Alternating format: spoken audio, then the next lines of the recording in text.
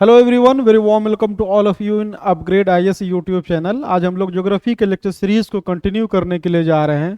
आज उसी का नेक्स्ट पार्ट हम लोग पढ़ेंगे। नेक्स्ट वीडियो में आज हम लोग प्रायद्वीपीय पठार या पेनिनसुलर प्लेटू के बारे में पढ़ेंगे। जैसा कि आप लोगों को मालूम है कि हमने ज्योग्राफी लेक्चर सीरीज स्टार्ट किया है, खास करके 71st बीपीएससी को ध्यान में रख करके। जो अपकमिंग बीपीएससी है उसमें क्वेश्चन पूछा जाता है। इंडियन जो ज्योग्राफी है उससे लगभग आपको 10 से 12 क्वेश्चन पूछा जाता है। तो बहुत इंपॉर्टेंट हो जाता है कि आप कॉन्सेप्चुअली भी साउंड हो, आप कॉन्सेप्चुअली पढ़ें उसको, साथ ही साथ कुछ फैक्चुअल जो है जो इम्पोर्टेंट है वो भी आपको याद रहे। तो पिछले क्लास में हमने फिजियोग्राफी ऑफ इंडिया के बारे में हमने देखा था कि फिजियोग्राफिकली इंडिया को हम लोग कितने पार्ट में डिवाइड करते हैं। एक बार रिमाइंड फिर से आप लोग को करते हैं। हमने पिछले क्लास में पढ़ा था कि ये हमारा क्या है, पेनिनसुलर प्लेटू है, ये हमारा क्या हिमालय है, और बीच में हमारा क्या था, हमारा ये जो गंगेटिक प्लेन या कहेंगे इलुवियल प्लेन या कहेंगे इंडो गंगा ब्रह्मपुत्रा प्लेन है। तो हमने पिछले क्लास में क्या किया था, इसका स्ट्रक्चर देखा था, जियोलॉजिकल हिस्ट्री देखा था, और उसके बाद इलुवियल प्लेन के बारे में पढ़ा था। इलुवियल प्लेन पढ़ने के बाद दूसरा जो हमारा जो मेजर डिवीजन है, जो मेजर भाग है, वो हमारा है पेनिनसुलर प्लेटू। इसके बारे में पढ़ेंगे। इसके ईच एंड एवरी एस्पेक्ट के बारे में जानेंगे। सबसे पहले जानेंगे कि पेनिनसुलर प्लेटू के बारे में, अबाउट पेनिनसुलर प्लेटू, उसके बारे में जानेंगे। उसके बाद हम इसमें देखेंगे इसका माइक्रो डिवीजन कैसे होता है। क्वेश्चन आपसे डायरेक्टली पूछा जाता है, आपको सिर्फ प्लेटू के बारे में पूछते, जैसे बुंदेलखंड कहाँ पे लोकेटेड है, बघेलखंड कहाँ पर है, मैदान प्लेटू है वो कहाँ पाया जाता है। इस तरह से क्वेश्चन से लेकर के आपसे डिफिकल्ट क्वेश्चन तक पूछा जाता है। तो हमारी कोशिश ये होगी, सबसे पहले हम लोग जानेंगे अबाउट, उसके बारे में जाने, पेनिनसुलर प्लेटू के बारे में जाने, फॉर्मेशन के बारे में जाने। उसके बाद इसके माइक्रो डिवीजन हम लोग देखेंगे कि इसको पेनिनसुलर प्लेटू को, प्रायद्वीपीय पठार को फिर हम लोग कितने पार्ट में डिवाइड करते हैं। इसको पढ़ने के बाद फिर हम लोग आगे बढ़ेंगे। उसके बाद देखेंगे कि कुछ इंपॉर्टेंट जो क्वेश्चन पूछा जाता है, जैसे कि ये इसका स्लोप क्या है, ये जो वेस्टर्न घाट से नदी पूरब की ओर क्यों बहती है, या फिर नर्मदा जो है जो पश्चिम की ओर क्यों बहती है। तो ये सब जो क्वेश्चन है वो सब भी हम लोग देखेंगे। आगे देखेंगे कि ये जो है अर्थक्वेक फ्री जोन है, जोन फर्स्ट या जोन 2 में आता है, कुछ पार्ट जो है जोन 1 में, कुछ पार्ट जोन 2 में आता है। तो डेक्कन प्लेटू और इसके स्टेबिलिटी के बारे में भी देखेंगे। इसके बाद थोड़ा आगे बढ़ेंगे, और आगे बढ़ने के बाद हम लोग एक और क्वेश्चन है जो इंपॉर्टेंट इसके बारे में, why peninsular plateau is mineral rich. खनिज के मामले में पेनिनसुलर प्लेटू जो है वो काफ़ी रिच है, काफ़ी वहाँ पे मिनरल्स पाया जाता है, खनिज पाया जाता है, जो इकोनॉमिक एक्टिविटी से लेकर के इंडस्ट्रियल से लेकर जितना भी है सोशल एस्पेक्ट को या प्रभावित करता है। तो वहाँ पे क्यों मिनरल या खनिज ज़्यादा पाया जाता है पेनिनसुलर प्लेटू के, अब जो एलुवियल में क्यों नहीं पाया जाता है, या फिर बाकी रेस्ट ऑफ इंडिया में क्यों नहीं पाया जाता है। तो 1 बाय 1 करके हम लोग देखेंगे। थोड़ा हो सकता है कि वीडियो लंबा हो, लेकिन हमारी कोशिश है कि आपको हम 100% अगर क्लास करते हैं तो आपको दूसरे जगह पढ़ने की जरूरत नहीं पड़ेगी। ऐसा हम लोग का अपना एम है, ऑब्जेक्टिव है कि आप लोग अगर हम लोग का वीडियो, जो हमारे इंस्टीट्यूट का वीडियो देख रहे हैं तो फॉलो कर रहे हैं, तो आपको दूसरी जगह पढ़ने की जरूरत नहीं पड़ेगी। तो इसीलिए थोड़ा आप लोग पेशेंस रखिए और इसको सब्सक्राइब आप लोग जरूर कीजिए, ताकि हम लोग को भी पता चले कि आप ज्योग्राफी में इंटरेस्टेड हैं, फिजिक्स में, केमिस्ट्री में है, या साइंस में है, या फिर मान ली इकोनॉमी में है, या फिर मान ली हिस्ट्री में है। तो आप कमेंट भी कर सकते हैं कौन से सेक्शन से आपको क्वेश्चन चाहिए, क्योंकि ये जो स्पेशली आप ही लोग के लिए बनाया जाता है। जो हम लोग का क्लास चल रहा है, फाउंडेशन क्लास चल रहा है, या बीपीएससी स्पेशल क्लास चल रहा है, उसके लिए नहीं है, ये कम्प्लीटली आप लोग के लिए है। तो इसीलिए आप लोग सपोर्ट कीजिए। जो भी दूर दराज पटना में है तो वो भी, जो दूर दराज हैं वो भी, ठीक है, ताकि हम लोग इसी तरह आपके लिए नया नया वीडियो लेकर के आएँ। चलिए, तो सबसे पहले हम ये पिछले क्लास में हमने ये देखा था, पिछले क्लास में हमने देखा था कि इसको डिवाइड किए थे हम लोग, मेजर 3 पार्ट में डिवाइड किए थे। एक किए थे प्रायद्वीपीय भारत, है ना, पेनिनसुलर इंडिया के में डिवाइड किए थे। दूसरा हमने हिमालय के बारे में, पिछले क्लास में हमने ये कहा था कि ये हमारा क्या है, ये पेनिनसुलर प्लेटू है। ये सबसे प्री कैम्ब्रियन से लेकर के, आपको पता होगा पिछले क्लास हमने क्या कहा था, प्री कैम्ब्रियन से लेकर क्या हुआ, क्रेटासियस पीरियड तक के काल का इसमें रॉक आपको मिलता है। हमने ये कहा था कि ये जो पार्ट है ये क्या ओल्डेस्ट पार्ट है, और हमने ये भी कहा था पिछले क्लास में हमने पढ़ाया था आपको कि इसकी जो आयु है, उम्र जो है, वह लगभग पृथ्वी के उत्पत्ति के बराबर है। मतलब प्री कैम्ब्रियन एरा से लेकर के आप देखेंगे क्रेटासियस पीरियड, जिसमें वोल्केनिक करप्शन होता है, जो ज्वालामुखी विस्फोट होता है, यहाँ तक का आपको रॉक चट्टान आपको देखने को मिलेगा। ठीक है, उसके बाद हमने बताया था कि ये हिमालय है। हिमालय का फॉर्मेशन जो टर्सरी पीरियड में हुआ, तृतीय कल्प में हुआ है, और सबसे जो लेटेस्ट जो था हमारा, वो था हमारा एलुवियल प्लेन, जिसका निर्माण चतुर्थ कल्प या क्वाटरनरी पीरियड में हुआ था। ये तो आपको पता है। अब हम लोग इसका माइक्रो लेवल डिवीजन करेंगे, इसके कैरेक्टरिस्टिक के बारे में जानेंगे, इसके बारे में और पढ़ेंगे, ताकि हम लोगों को और इन डेप्थ जो नॉलेज हो, और ताकि जो भी जो क्वेश्चन आए, जो चाहे वो प्रीलिम्स में आए, मेंस में आए, या फिर बीपीएससी में आए, यूपीएससी में आए, जहां भी क्वेश्चन आए आपका वो क्वेश्चन बन जाए। ठीक है, तो कहने का मतलब ये है कि क्वेश्चन बनना चाहिए आपसे। ठीक है, क्या करना चाहिए? क्वेश्चन बनना चाहिए। तो चलिए हम लोग सबसे पहले हम लोग पेनिनसुलर प्लेटू या प्रायद्वीपीय भारत के बारे में जानते हैं, प्रायद्वीपीय पठार के बारे में। हम लोग दोनों लैंग्वेज को इस्तेमाल कर रहे हैं ताकि आप लोग को दिक्कत न हो। अगर प्रायद्वीपीय पठार के बारे में कहेंगे तो ये सबसे क्या है, ये जो ओल्डेस्ट है, सबसे क्या है, पुराना है। कहेंगे कि पिछले क्लास में हमने कहा था कि प्री कैम्ब्रियन से लेके क्रेटासियस पीरियड तक, जब डेक्कन का जो लावा का क्या होता है, फ्लडिंग होता है, तो ये हमारा क्या ओल्डेस्ट है, सबसे पुराना है, रिजिड लैंड मास है, रिजिड है, स्टेबल है। कहने का मतलब है कि हमारा जो ये डेक्कन प्लेटू जो आप देख रहे हैं, ये क्या है, काफ़ी ओल्डेस्ट है, पुराना है, उसके रिजिड है, स्टेबल है। ठीक है, ये अगर आप लोग देखेंगे टोटल जो है 16 लाख स्क्वायर किलोमीटर पे, है ना, फैला हुआ है। टोटल जो एरिया है इसका, ये काफ़ी विस्तृत है। आप देखेंगे कि केप ऑफ कोमरिन से लेकर के जो आपका यहाँ पे अरावली है, अगर यहाँ पे हम लोग देखेंगे केप ऑफ कोमरिन से लेकर अरावली इधर हो गया, और इधर जो हमारा प्लेन इलाका है, प्लेन इलाके तक, या कहेंगे साउथ पार्ट ऑफ प्लेन इलाके तक फैला हुआ। तो कहने का मतलब है कि काफ़ी विस्तृत है, विस्तृत भाग में फैला हुआ है। 16 लाख जो है स्क्वायर किलोमीटर के आसपास ये जो है इसका क्षेत्रफल है। अब यहाँ पे देखेंगे कि अगर हम लोग इसके बाद शेप के बारे में बात करें तो रफली ये क्या है, ट्रायंगुलर शेप का। ये क्या है, आपको ट्रायंगुलर शेप का ये आपको देखने को मिलेगा, जिसका एपेक्स जो है, ठीक है, बेस उसका कहाँ पर है, बेस आपको यहाँ अरावली और जो विंध्यांचल है यहाँ पे आपको देखने को मिला है, और एपेक्स जो है आपको कहाँ पर मिल रहा है, साउथ इंडिया के आसपास मिल रहा है। ये देखिए, ये क्या हमारा, ये जो शेप जो देख रहे हैं, ये क्या है, रफली जो है, रफली ट्रायंगुलर है, रफली ट्रायंगुलर है, जिसमें हम देख रहे हैं कि बेस जो है इसका वो क्या है, एक तरफ जो साउदर्न, एक तरफ जो एलुवियल प्लेन है, जलोढ़ की मिट्टी है, वहां पे मिल रहा है, दूसरी तरफ आपको यहाँ पे जो अरावली है, अरावली से वो टच कर रहा है। तो कहने का मतलब है कि इसको बेस बोलते हैं, इसको एपेक्स बोल रहे हैं। तो एपेक्स आपको साउदर्न इंडिया में केप कोमरिन तक जाता है, ठीक है, और इधर जो है आपका अरावली तक विस्तार है।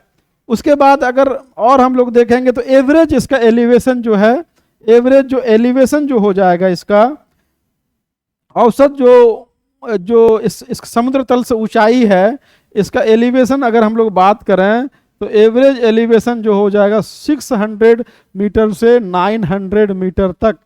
ठीक है, ये 600 से लेकर के 900 तक इसकी ऊंचाई है। ठीक है, और स्लोप की जहां तक बात करते हैं, जो ढाल जो होगा आपको ये देखेंगे वेस्ट टू क्या है, ईस्ट की ओर है। अभी यूपीएससी क्वेश्चन पूछा था कि जबकि सोर्स ऑफ वाटर कहाँ पर है, पश्चिमी घाट की तरफ है, लेकिन जो सारी नदियां लगभग जो पूर्वी घाट की तरफ बहती है, क्यों? तो ऑप्शन ये है कि हमारा स्लोप, ढाल। तो आप इसमें जब देखेंगे स्लोप के बारे में, जब हम लोग बात करते हैं तो इसका स्लोप ऐसे है, इधर देखिए, इसका स्लोप ऐसे है। इसका मतलब है ये वाला पार्ट क्या है, ये वाला पार्ट ऊंचाई वाला क्षेत्र है, और ये वाला इधर से इसका स्लोप क्या कर रहा है, कहने का मतलब है कि नॉर्थ वेस्ट से क्या हो रहा है, साउथ ईस्ट की ओर हो रहा है। इसका मतलब स्लोप ऐसे है, तो ऑब्वियस बात है कि यहाँ पे क्या होता है, यहाँ मॉनसूनल रेनफॉल बहुत होता है, वेस्टर्न घाट है, ओरोग्राफिक रेनफॉल। अब यहाँ से स्लोप इसका ऐसे है, तो ये जो सारी नदियां जो है पश्चिम न बह करके क्या करती है, पूरब की ओर बहती है। That's why most of the river which is originated from Western Ghat flow towards the Bay of Bengal. समझे? तो अब यहाँ पे एक बार क्वेश्चन बीपीएससी यहाँ यूपीएससी ये पूछा, दूसरी बार पूछा था कि स्लोप जो है उसका पश्चिम से पूरब है, बावजूद कुछ नदियां जो है पश्चिम की ओर बहती है, जैसे नर्मदा तापी पश्चिम की ओर बहती है, क्यों? तो हम लोग ये जानते हैं इसका आंसर होगा, आप देखेंगे यहाँ पे विंध्याचल है, यहाँ पे क्या सतपुरा है, दोनों के बीच में रिफ्ट वैली, डाइवर्जेंस की वजह से रिफ्ट वैली का निर्माण हुआ है, और रिफ्ट वैली से होकर के वो क्या करती है, नदी बहती है। तो आंसर हो जाएगा रिफ्ट वैली या रिफ्ट घाटी के कारण। तो ऑब्वियस बात है स्लोप जो हो जाएगा हमारा क्या हो जाएगा, वेस्ट टू ईस्ट की ओर हो जाएगा। तो ये हमारा जनरल इंट्रोडक्शन था किसका, पेनिनसुलर प्लेटू का। अब हम लोग यहाँ से माइक्रो लेवल इसके बारे में पढ़ेंगे कि जो हमारा प्रायद्वीपीय भारत है ये सिर्फ जो है एक पार्ट न होकर के कई पार्टों पे, ठीक है, नंबर ऑफ जो प्लेटू में डिवाइडेड है। अगर आप देखेंगे तो ये वाला पार्ट जो हमारा क्या है, ये वाला जो पार्ट हमारा डेक्कन प्लेटू है, देखिए ये वाला जो पार्ट है इसको हम लोग कहते हैं दक्कन का पठार कहते हैं। एक मिनट, अगर क्लियर नहीं है तो हम दूसरा इमेज ले लेते हैं, ठीक है, हो सकता है कि उससे आपको कुछ थोड़ा अच्छा इमेज क्लियर आए।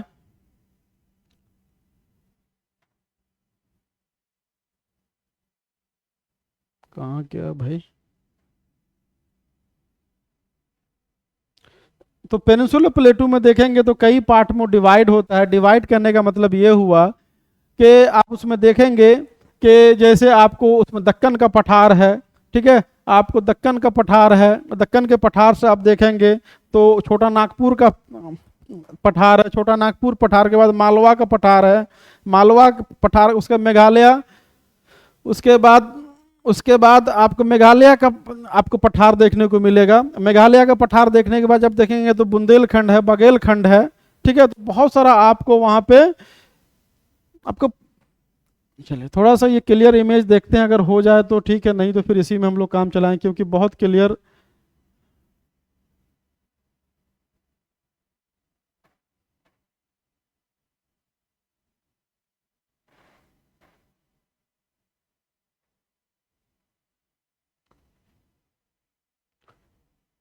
क्लियर इमेज आ जाए तो थोड़ा ज़्यादा अच्छा होगा।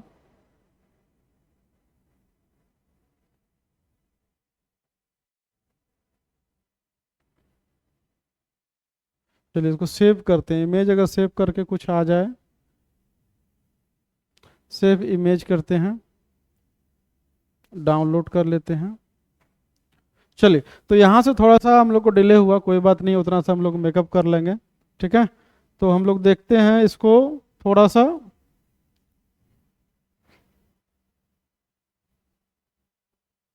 चलिए अब थोड़ा क्लियर है, ये इससे लिया गया है तो थोड़ा डाउनलोड किया, थोड़ा क्लियर है। तो ये वाला पार्ट हमारा देखेंगे, जब आप लोग देखेंगे तो ये वाला पार्ट क्या है हमारा, तो ये वाला पार्ट पेनिनसुलर प्लेटू का ये जो है हमारा,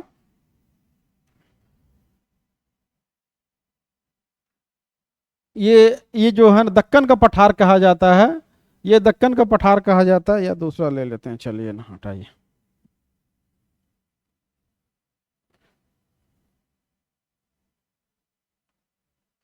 ये पेनिनसुलर प्लेटू जो हो गया हमारा, यहाँ पे लिखते हैं हम लोग, चलिए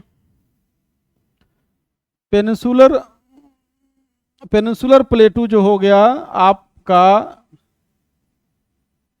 ये जो डिवाइड करते हैं हम लोग, सबसे पहले करते हैं क्या करते हैं, दक्कन का पठार या फिर कहते हैं दक्कन प्लेटू के रूप में डिवाइड करते हैं।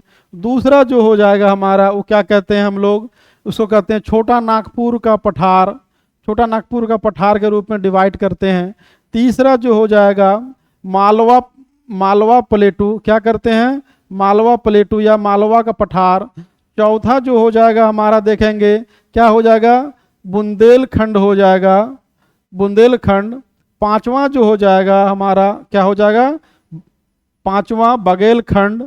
और लास्ट में जो हो जाएगा उसको हम लोग बोलते हैं मेघालय का प्लेटू, मेघालय प्लेटू। तो कहने का मतलब है कि अगर हम लोग पेनिनसुलर प्लेटू के बारे में बात करें तो ये जो है लगभग आप लोग देख रहे हैं, सबसे पहले दक्कन के पठार के रूप में, छोटा नागपुर के पठार के रूप में, मालवा प्लेटू के रूप में, बुंदेलखंड के रूप में, बघेलखंड के रूप में और मेघालय पठार के रूप में विभाजित करते हैं। आप यहाँ मैप में देखेंगे ये हमारा जो पार्ट है ये हम लोग क्या कहते हैं, इसको हम लोग कहते हैं इसको दक्कन का पठार। और दक्कन का पठार जो है फिर फर्दर कई पार्ट में डिवाइड होता है, कई पार्ट में डिवाइड होता है। जैसे आप लोग देखेंगे महाराष्ट्र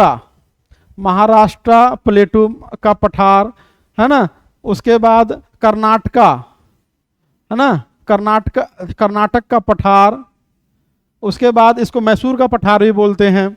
उसके बाद हम लोग इसको देखते हैं तेलंगाना प्लेटू बोलते हैं, इसको तेलंगाना का पठार। ठीक है, तो बहुत सारे पार्ट में देखेंगे आप यहाँ पे मैप जो हम आप लोग को प्रोवाइड कर देंगे, तो ये तो देखेंगे जो हमारा दक्कन का पठार है फिर सब डिवाइडेड होता है महाराष्ट्र प्लेटू में, कर्नाटका प्लेटू में। कर्नाटका प्लेटू को हम लोग मैदान के नाम से भी जानते हैं, जो बीपीएससी में क्वेश्चन आया है अभी रिसेंटली। ठीक है, उसके बाद देखेंगे इसको मलांड के नाम से भी जानते हैं, यहाँ पे साउथ जो प्लेटू है कर्नाटका मलांड के नाम से जानते हैं। उसके बाद यहाँ पे देखें तेलंगाना प्लेटू। अब ये देख रहे हैं कि जो हमारा दक्कन का पठार है ये अपने आप में कई पार्ट में डिवाइडेड है, महाराष्ट्र मैदान या कर्नाटका प्लेटू या तेलंगाना प्लेटू में।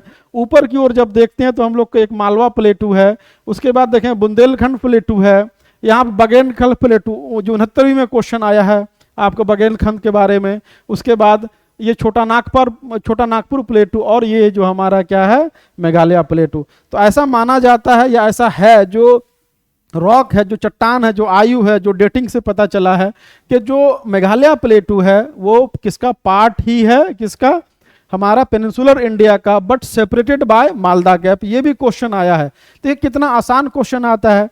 तो कहने का मतलब है कि जब यहाँ पे क्या था, पार्ट था, मेघालय प्लेटू क्या था, पार्ट था आपको पेनिनसुलर इंडिया का। जब हिमालय का उत्थान होता है, अपलिफ्टमेंट होता है, इस दौरान क्या होता है कि वो जो है बीच में एक जो है बीच में एक गैप बनता, फॉल्ट डेवलप होता है जिसको हम लोग बोलते हैं मालदा गैप। और मालदा गैप से ही वो क्या है, जो डिटैच्ड है। यहाँ पे जो डिटैच्ड है, यहाँ पे देखें मालदा गैप है, और सब्सिक्वेंटली जो मालदा गैप जो है वो जो सेडिमेंट से फिल्ड हुआ है और इसीलिए वो क्या है, सेपरेटेड है। तो वन बाय वन करके हम लोग सबके बारे में देखेंगे। सबसे पहले हम लोग क्या देखेंगे, इसको आप लोग उतार लीजिए, उतारने के बाद हम लोग इसका डिवीजन देखेंगे, और डिवीजन देखने के बाद फिर हम लोग धीरे धीरे आगे की ओर बढ़ेंगे। ठीक है, तो चलिए सबसे पहले हम लोग क्या करते हैं, सबसे पहले हम लोग करते हैं दक्कन के पठार के बारे में, डेक्कन प्लेटू के बारे में। डेक्कन प्लेटू, अगर डेक्कन प्लेटू के बारे में अगर बात करें तो ये सबसे बड़ा, जितना भी प्लेटू का डिवीजन हुआ है उनमें से सबसे बड़ा प्लेटू कौन है, आपको दक्कन का पठार है। और दक्कन का पठार आप जो देख रहे हैं, अभी हमने कहा था कि इसका जो है ये क्या है, रफली जो है इधर इसको लिख देते हैं, दक्कन का पठार जो है ये क्या है, ट्रायंगुलर शेप का है। ये भी आप लोग देखेंगे क्या है, ट्रायंगुलर शेप का, या कहेंगे त्रिभुजा आकार का है, जो त्रिभुज आकार का है। दूसरी बात ये देखेंगे कि इसका टोटल जो एरिया जो होगा 5 लाख स्क्वायर किलोमीटर होगा। तीसरी बात इंपॉर्टेंट है कि इसका एलिवेशन जो है, ठीक है, एलिवेशन जो होगा आपको ऑन एन एवरेज जो है, इसका जो एलिवेशन है, एलिवेशन जो होगा वो ऑन एन एवरेज 600 मीटर के आसपास है। तो कहने का मतलब ये है ट्रायंगुलर शेप का 5 लाख स्क्वायर किलोमीटर पे जो है ना ये फैला हुआ है। उसके बाद यहाँ पे आप लोग देखेंगे कि इसमें जो है आपको एंशिएंट जो आर्कियन चट्टान से आर्कियन से लेकर के क्या मिलेगा, आपको क्रेटासियस तक का मिलेगा। क्रेटासियस कहने का मतलब है कि आर्कियन जो सबसे पुराना आर्कियन हो गया, धारवाड़ हो गया, कुटप्पा रॉक सिस्टम हो गया, आपको जितना भी ओल्डेस्ट रॉक है वो आपको यहाँ पे मिलेगा। मैनली अब यहाँ जो आप लोग जानते हैं क्रेटासियस पीरियड, इसीलिए हम लोग बार बार मेंशन कर रहे हैं कि क्रेटासियस पीरियड में क्या हुआ था कि वोल्केनिक करप्शन आया था और फ्लडिंग ऑफ मैग्मा हुआ था, जिसके कारण हमारा क्या बना था, डेक्कन ट्रैप या दक्कन का पठार बना था। ये भी क्वेश्चन बीपीएससी में आया हुआ है कि फ्लडिंग ऑफ मैग्मा हुआ या एरप्शन हुआ, ये क्या क्या चीज़ से हुआ था। तो हम लोग आंसर होगा फ्लडिंग ऑफ मैग्मा से। इसका जो एलिवेशन हमने बात किया, इसका जो स्लोप जो होगा, स्लोप क्या होगा, वेस्ट टू ईस्ट की ओर है। कहने का मतलब है कि स्लोप इसका कैसे ऐसे है, और स्लोप जब ऐसे होगा तो ऑब्वियस बात है कि जो सारी नदी जो है, जितना भी पानी यहाँ से होगा, जो वैष्णो घाट में बारिश हो रही है तो वो क्या ईस्टवर्ड फ्लो करेगी। इसीलिए जितनी भी नदी है, वैगई से लेकर के, कावेरी से लेकर के, महानदी से लेकर के आपको जो कृष्णा, गोदावरी, जितनी भी नदी है उसकी ट्रिब्यूटरीज है वो सारी क्या करती है, बे ऑफ बंगाल में आकर के गिरती है ड्यू टू स्लोप। तो ये हो गया हमारा जो आप दक्कन का पठार। उससे ऊपर थोड़ा जाएंगे तो यहाँ पे देखेंगे मालवा का प्लेटू है। ये क्या है, मालवा प्लेटू है। मालवा प्लेटू के बारे में अगर बात करें हम लोग तो यहाँ पे आपको देखने को मिलेगा, ये भी मालवा प्लेटू भी देखेंगे तो ये भी क्या है आपको, ये भी आपको लगभग ट्रायंगुलर शेप का ही मिलेगा। ये भी आपको क्या मिलेगा, ट्रायंगुलर शेप का मिलेगा। दूसरी बात, इंपॉर्टेंट बात इसमें यह है कि ये जो एक्सटेंसिव लावा,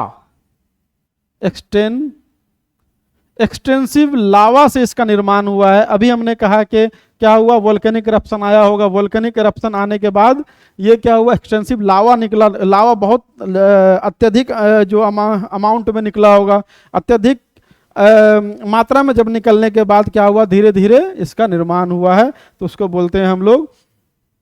अब इसका स्लोप की अगर बात करें, जो मालवा स्लोप, मालवा का स्लोप देखेंगे तो ये ऐसे नहीं है, देखिए ये ऐसे है, मतलब है स्लोप जो होगा, ढाल जो होगा इसका साउथ टू नॉर्थ होगा। देखिएगा कि ये बहुत इंपॉर्टेंट है कि मालवा प्लेटू का ढाल कैसे है, साउथ टू नॉर्थ है। इसका मतलब है कि ये जो हमारा प्लेन इलाके की तरफ है।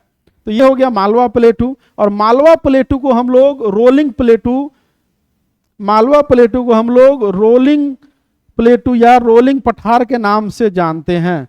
इसको हम लोग क्या बोलते हैं, रोलिंग प्लेटू के नाम से जानते हैं। अब रोलिंग प्लेटू क्या होता है, तो रोलिंग प्लेटू आप देखेंगे कि एक्सटेंसिव जो इरोजन होता है, अपर्दन के कारण जो है एक हाई अपलैंड जो पार्ट है वो क्या होता है कि थोड़ा उसका इरोजन हो जाता है, उसकी उसका एलिवेशन कम हो जाता है, और वेब लाइक स्ट्रक्चर में आपको कहीं पे क्लिफ मिलेगा, कहीं पे आपको मैदान टाइप मिलेगा। तो इसको हम लोग बोलते हैं रोलिंग प्लेटू या रोलिंग पठार।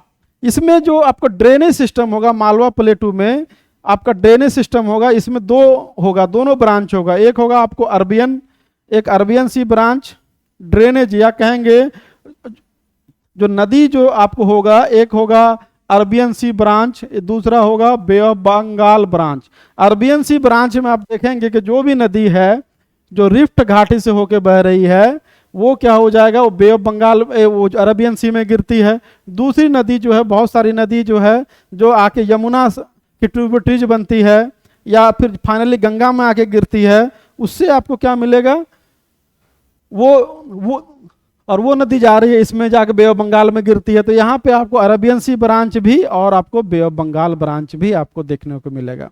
थोड़ा सा हम लोग आगे बढ़ते हैं तो एक और प्लेटू है जिसको हम लोग बोलते हैं बुंदेलखंड प्लेटू। यहाँ पे देखेंगे कि ये एरिया है, ये एरिया में अगर आप लोग देख रहे होंगे कि मालवा प्लेटू के बगल में एक और प्लेटू है जिसका नाम है बुंदेलखंड प्लेटू। ये बुंदेलखंड प्लेटू जो है आप लोग देखें 5 डिस्ट्रिक्ट में फैला हुआ है, टोटल जो है 5 डिस्ट्रिक्ट में फैला हुआ है। किस में फैला हुआ है, यूपी और मध्य प्रदेश के 5 जिलों में ये फैला हुआ, पहली बात। दूसरी बात कि यहाँ पे आप जब देखेंगे ये क्या है, ये काफी ओल्ड है और क्या है, डिसेक्टेड है। आपको ओल्ड है, ये जो है ओल्ड है, डिसेक्टेड है, ठीक है। इसका जो एलिवेशन जो होगा, इसका जो एलिवेशन जो हो जाएगा, इसकी जो औसत ऊंचाई जो समुद्र से हो जाएगा 300 से लेकर के 600 मीटर है। आप देख रहे हैं इधर क्या था, इधर 600 से लेकर 900 था। तो स्लोप इसका ऐसे नहीं है, इसका स्लोप जो है साउथ की ओर उठा हुआ, साउथ से नॉर्थ की ओर जा रहा है। तो जनरल स्लोप ये है, ठीक है। तो कहने का मतलब ये हो गया, एलिवेशन लेवल 300 से 600 किलोमीटर है, ठीक है। इसमें आपको चेन्स ऑफ हिलॉक देखने को मिलेगा। इसका मतलब क्या होता है, इसका मतलब ये देखने को मिले, छोटी छोटी आपको पहाड़ी देखने को मिलेगी, जो डिसेक्टेड पहाड़ी, जहां तहां कहीं कहीं पे देखेंगे आपको जो पहाड़ी देखने को मिलेगी, हिल देखने को मिलता है, उसको बोलते हैं चैन ऑफ हिलॉक, ठीक है। यहाँ पे देखेंगे कि इसका चट्टान जो पाया जाता है, ये चट्टान जो पाया जाता है मैनली क्या है, ग्रेनाइट, आप ग्रेनाइट एंड नीस पाया जाता है। क्या पाया जाता है, ग्रेनाइट एवं नीस यहाँ पे आपको मिलता है। तो बुंदेलखंड प्लेटू हो गया। उसके बाद बघेलखंड के बारे में देख लेते हैं। तो हमारे पास स्पेस नहीं है, आप लोग इसको नोट डाउन करना है तो कर लीजिए, हम इसको इरेज करते हैं।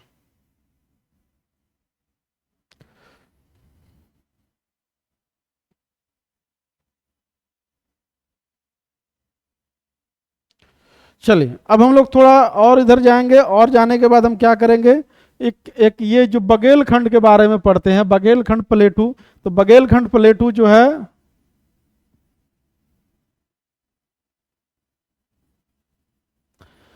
या बघेलखंड का पठार, इसके बारे में हम लोग देखेंगे कि कहाँ पे लोकेट है। अगर लोकेशन देखिएगा तो यहाँ पे आपको क्या है, यहाँ पे विंध्याचल माउंट पर्वत है, ये सतपुरा है।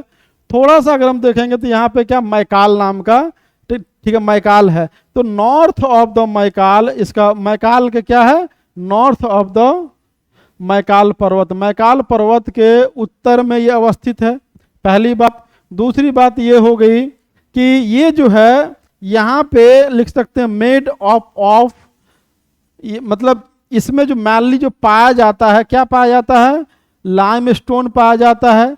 अब बिहार में कैमूर प्लेटू है, तो देखिएगा इसी का बघेलखंड प्लेटू का ही एक्सटेंशन है कैमूर प्लेटू, याद रखिएगा। तो लाइमस्टोन पाया जाएगा यहाँ पे आपको, ठीक है। उसके बाद सैंडस्टोन आपको सैंडस्टोन पाया जाएगा। उसके बाद आप देखेंगे ग्रेनाइट वगैरह, मतलब कि जो भी आपको देखने को मिलता है सारा चीज आपको यहाँ पे बघेलखंड प्लेटू में आपको मिलेगा। इसका जनरल एलिवेशन जो हो जाएगा, इसका एलिवेशन जो हो जाएगा, एलिवेशन जो है ये कितना है, 150 से लेकर के 600 मीटर तक हो जाएगा, ठीक है। 150 से लेकर के आपको 600 मीटर, कहीं कहीं पे 1200 मीटर भी लिखता है। तो चलिए एक काम करते हैं, 1200 मीटर कर देते हैं, वो ज़्यादा अच्छा रहेगा। हिल है कुछ है, तो आपको 150 से लेकर के आपको 1200 मीटर तक इसकी ऊंचाई पाई जाती है। और कैमूर प्लेटू जो है वो क्या है, इसी का पार्ट है। अब दूसरी बात यह कि वाटर डिवाइड की तरह भी काम करता है। आप यहाँ पे देखेंगे इधर से क्या निकलती है, सोन रिवर निकलती है, और इधर से क्या महानदी निकलती है।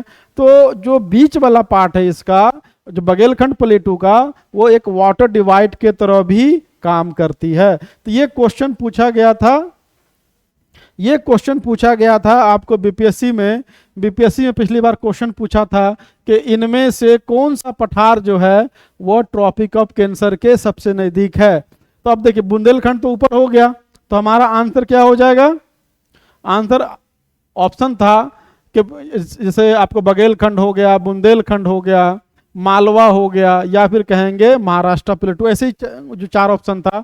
तो आंसर ऑब्वियस बात है हमारा क्या हो जाएगा, बघेलखंड हो जाएगा। अब इसके बाद एक और इंपॉर्टेंट हमारा बचा छोटा नागपुर का प्लेटू। तो छोटा नागपुर के प्लेटू को भी 1 बाय 1 करके हम जो इंपॉर्टेंट बात है उसको हम लोग देख लेते हैं, फिर हम लोग जाएंगे कि ये स्टेबल क्यों है या मिनरल रिच क्यों है। तो आप लोग बने रहिए,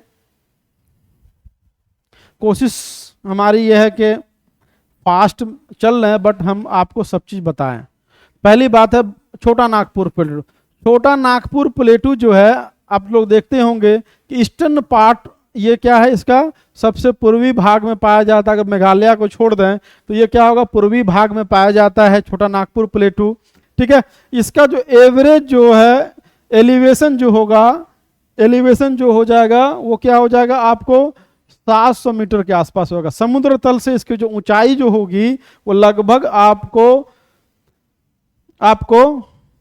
700 मीटर। इसमें देखेंगे आपको आइसोलेटेड आपको हिल देखने को मिलेगा।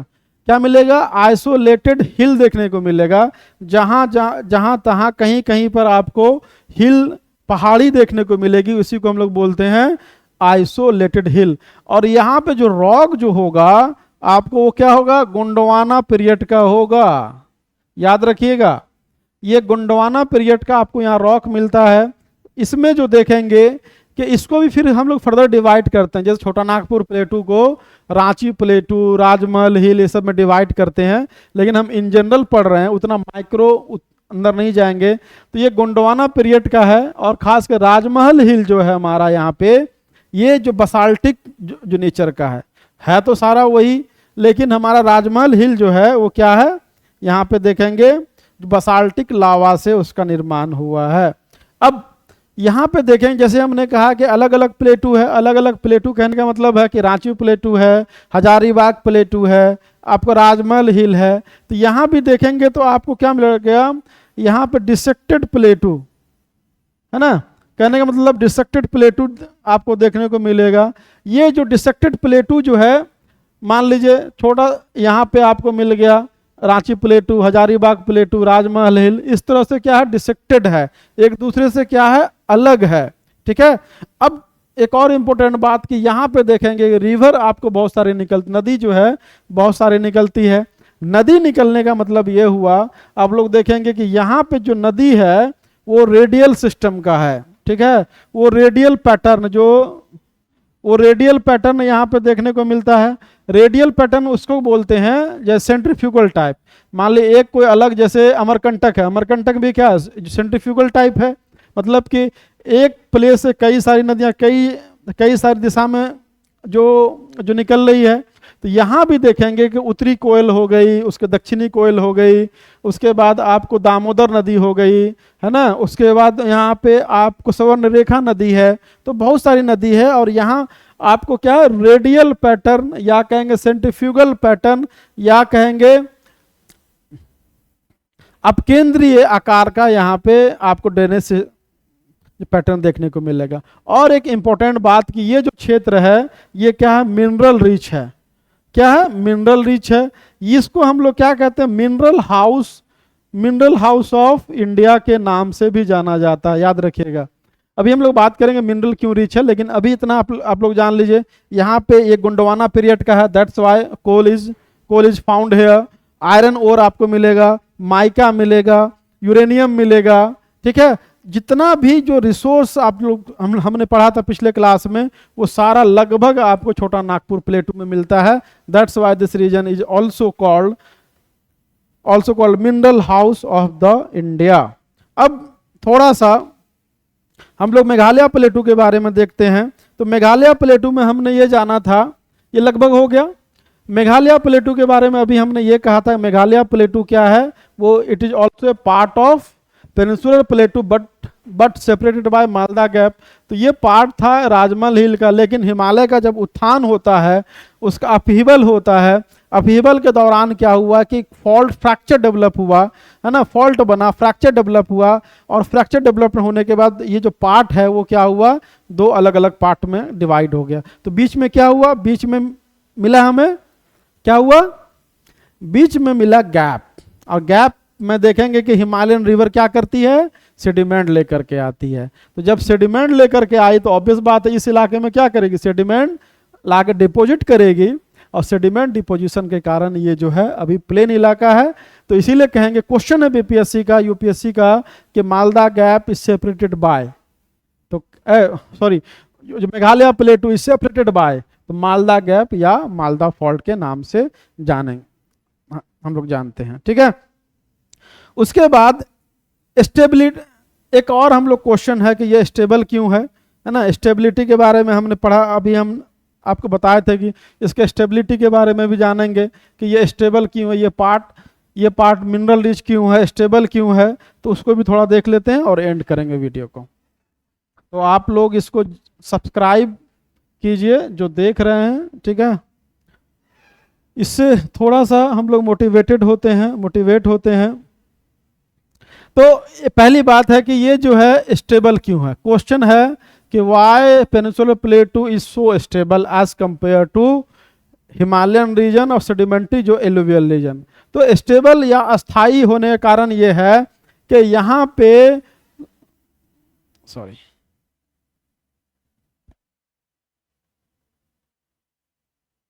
एक मिनट, कहाँ गया भाई।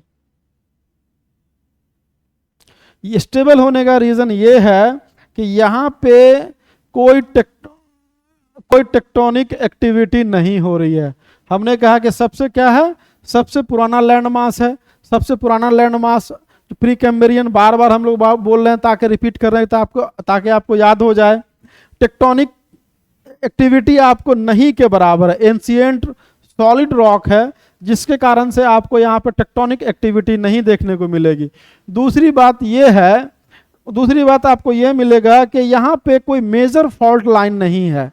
यहाँ पे कोई मेजर फॉल्ट लाइन नहीं है, मेजर फॉल्ट जो भ्रंश नहीं है। अब यहाँ पे जब हिमालय की ओर देखेंगे तो हिमालय में जब हम पढ़ाएंगे, हिमालय में देखेंगे नंबर ऑफ जो वहाँ थ्रस्ट है, नंबर ऑफ फॉल्ट लाइन है, जिसके कारण से वहाँ पे क्या होता है कि एक्टिविटी होता है, वहाँ टेक्टोनिक एक्टिविटी होता है। और टेक्टोनिक एक्टिविटी के कारण क्या होता है, अर्थक्वेक हम लोगों को देखने को मिलता है। तीसरा जो इंपॉर्टेंट बात है कि इसका जो क्रस्ट है वो क्या है, थीकर है। हम लोग जानते हैं, जब पिछले क्लास में बताए थे कि प्लेटू का निर्माण कैसे हुआ, पेनिनसुलर प्लेटू का, इसलिए कि जब वो रीयूनियन आइलैंड्स के ऊपर से गुजर रहा था, वोल्केनिक हॉटस्पॉट के ऊपर से गुजर रहा था, तो अचानक से वहाँ पे वोल्केनिक जो इरप्शन होता है, अचानक कहने का मतलब over the period of time में, ठीक है।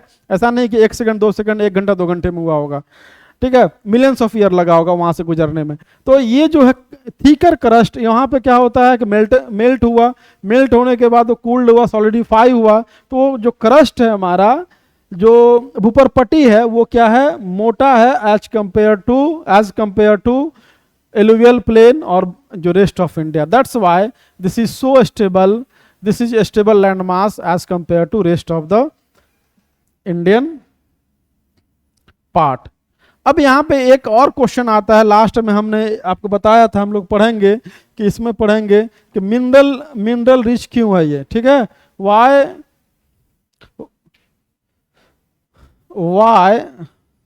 छोटा Nagpur प्लेटू is mineral rich.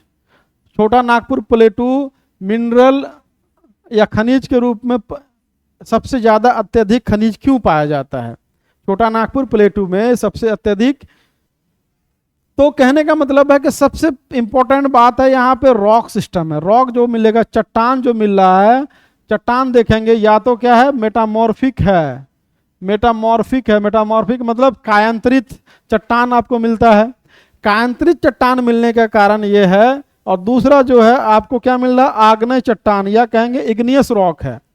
Mainly जो ये इलाका जो है क्या है, या तो मेटामॉर्फिक रॉक है या तो इग्नियस रॉक है। इग्नियस रॉक इसीलिए है कि वोल्केनिक इरप्शन आया तो इग्नियस रॉक हमको मिला, और इग्नियस रॉक होने का मतलब ये हुआ कि ये जो है कुछ ना कुछ मिनरल्स वहाँ पे ज़्यादा पाया जाएगा। और यही इग्नियस फिर बाद में क्या हुआ, वो मेटामॉर्फिक में चेंज हुआ। मेटामॉर्फिक में जानते हैं कि जब जो मेटामॉर्फिज्म प्रोसेस होता है, वन स्टेज टू जो दूसरे स्टेज में जाता है अंडर द ग्रेट प्रेशर और टेम्परेचर में, तो उसको बोलते हैं मेटामॉर्फिज्म।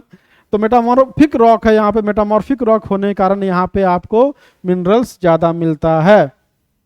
दूसरी बात है कि यहाँ पे क्या हुआ है कि ये पुराना है, तो पुराना है तो आपको वेदरिंग हुआ है और आपको इरोजन हुआ है। वेदरिंग और इरोजन ऑब्वियस बात है, हमने कहा था कि इंडियन क्रेटन मेल्ट हुआ, सॉलिड कूल्ड हुआ, सॉलिडिफाई हुआ, तो ऑब्वियस बात है जब उसका वेदरिंग और इरोजन होगा तो नीचे का मिनरल्स क्या होगा, जो सब सरफेस में था ऊपर की ओर आएगा। तो यहाँ पे अपक्षय और अपर्दन भी इसके लिए एक मुख्य कारण है। यहाँ पे एक और इम्पोर्टेंट बात हम लोग आपको बता, कोल फॉर्मेशन के बारे में पिछली बार पिछले क्लास में ही बताए थे कि कोल यहाँ पे सबसे ज्यादा पाया जाए छोटा नागपुर प्लेटू में। इसका रीजन क्या है, इसका रीजन ये है कि कार्बोनिफेरस पीरियड में यहाँ पे क्या हुआ था कि थिक या वेजिटेशन था, फॉरेस्ट था, जो क्या हुआ कि जो सेडिमेंट्री रॉक के नीचे धंस गया। सेडिमेंट्री रॉक के नीचे धंसना था कि वो क्या हुआ कि ओवर द पीरियड टाइम में under the great pressure and temperature वो कोल के रूप में तब्दील हुआ। तो इसीलिए यहाँ पे आप देखेंगे कि मिनरल रिच ये छोटा नागपुर प्लेटू इन पार्टिकुलर और जो है पेनिनसुलर प्लेटू इन जनरल क्या है, मिनरल रिच क्षेत्र ये है बाकी रेस्ट ऑफ इंडिया से, ठीक है। तो ये हो गया। उसके बाद इसमें और कोई क्वेश्चन पूछता नहीं है। हमने जो रिवर उवर के बारे में बताया, और इसके और एक बात चलिए बताते चलें।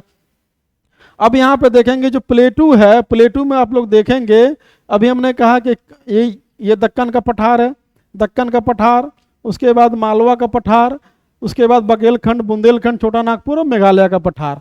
ये जो दक्कन का पठार है ये जो है कई पार्ट में टूटता है। महाराष्ट्र में, याद रखिए, यहाँ पर कर्नाटका को हम लोग, कर्नाटका प्लेटू को हम लोग मैसूर प्लेटू के नाम से भी जानते हैं, और इसका उत्तरी भाग को हम लोग क्या जानते हैं, मैदान के नाम से जानते हैं, बीपीएससी क्वेश्चन पूछा हुआ है।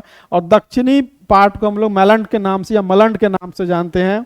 और इसका जो इसका साउदर्न पूर्वी भाग है, इसको हम लोग तेलंगाना प्लेटू के नाम से जानते हैं। बाकी जो क्वेश्चन है रिवर उवर के बारे में वो तो हम लोग डील कर चुके हैं।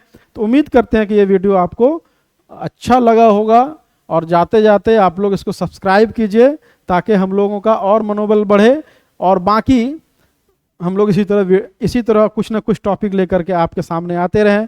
और एक बात और कि आप लोग इसमें क्या है कि कमेंट कीजिए कि बीपीएससी के लिहाज से कौन सा टॉपिक आपको पढ़ाना चाहिए, कौन सा टॉपिक इम्पोर्टेंट है, जो खासकर ज्योग्राफी में हम, क्यों ज्योग्राफी सीरीज चल रहा है तो ज्योग्राफी में हम उसको लेकर के आएँ। ठीक है, तो कमेंट कीजिएगा तो पता चलेगा कि कौन सा रिक्वायरमेंट ज़्यादा है, किस में आपको डिफिकल्टी ज़्यादा फेस करनी पड़ती है। थैंक यू, धन्यवाद।